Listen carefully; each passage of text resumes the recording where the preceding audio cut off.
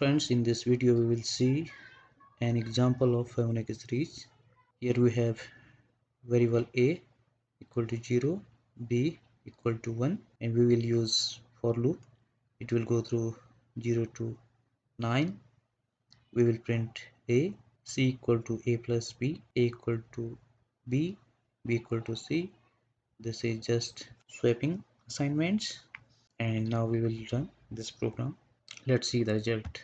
This is the Fibonacci series 0, 1, 1, 2, 3, 5, 8, 13, 21, 34.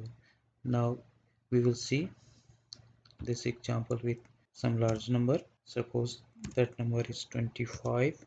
Now we will run for this number.